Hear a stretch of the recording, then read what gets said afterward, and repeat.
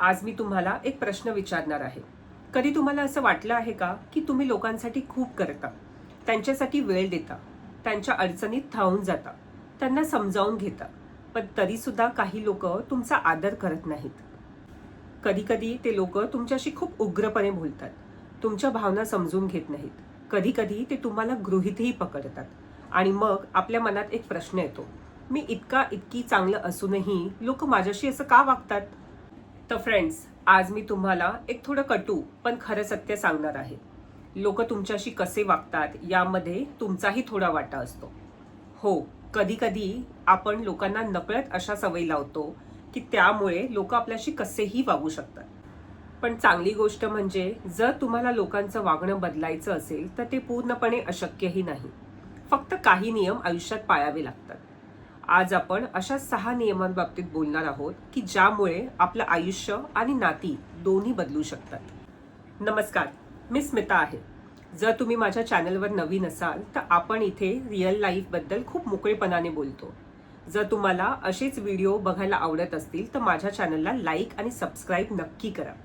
चला तर आता व्हिडिओवरती परत जाऊ आणि जाणून घेऊ असे हे कोणते 6 नियम आहेत की जे पाळल्याने आपलं आयुष्य आणि नाती बदलू शकतात. सगळ्यात पहिला नियम, स्वतःचा आदर करा. जग नेहमी आपल्याशी तसंच वागतं जसं आपण स्वतःशी वागतो. जर तुम्ही लोकांना समजून घेण्याचा प्रयत्न करत असाल, जर तुम्ही लोकांना खुश करण्याचा प्रयत्न करत असाल तर लोकांना असंच वाटतं की ही व्यक्ती काहीही सहन करेल. उदाहरणच द्यायचं झालं तर समजा ऑफिसमध्ये एक व्यक्ती आहे जी सगळ्यांचं काम करून देते. सुरुवातीला लोक म्हणतात, वा किती मदत करणारी व्यक्ती आहे. पण काही दिवसांनी हेच लोक, हे माझं काम तू करून दे ना, असं बोलायला लागतात. म्हणजे काय? लोक तुमच्या चांगुलपणाचा आदर करत नाहीत तर त्याची सवय लावून घेतात. म्हणूनच सर्वात आधी स्वतःला महत्त्व देणं शिकायला हवं. नियम नंबर 2, नाही म्हणायला शिका. आपल्या समाजात एक मोठी समस्या आहे. आपल्याला नाही म्हणायला भीती वाटते. आपण विचार करतो की नकार दिला तर लोक काय म्हणतील. पण सत्य असं आहे की प्रत्येक वेळी तुम्ही हो म्हणत राहिला तर लोकांना तुमची किंमत कमी वाटायला लागते. एक छोटंसं उदाहरण पाहू. तुमचा एखादा मित्र आहे.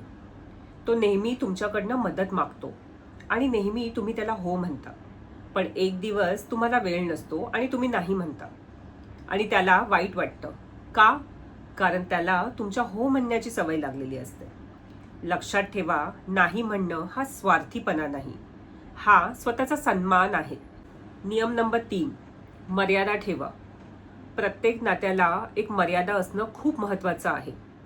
लोकांना समजायला हवं की ते तुमच्याशी कुठपर्यंत आणि कसे वागू शकतात. जर तुम्ही कोणालाही कसंही वागू दिलं तर ते कधीही थांबणार नाहीत. पण जेव्हा तुम्ही शांतपणे सांगता, मला असं बोलणं योग्य वाटत नाही, त्यावेळेला लोक विचार करायला लागतात. मर्यादा ठेवणं म्हणजे भांडण करणं नाही, ते फक्त स्वतःच्या सन्मानाचं रक्षण करणं आहे. नियम नंबर 4, स्वतःची किंमत ओळखा. आपण अनेकदा स्वतःला कमी समजतो. आपण विचार करतो की मी काही खास नाही. पण हे विचारच लोकांच्या वागण्यात दिसतात. कारण आत्मविश्वास कमी असलेली व्यक्ती लोकांना लगेचच समजून येते.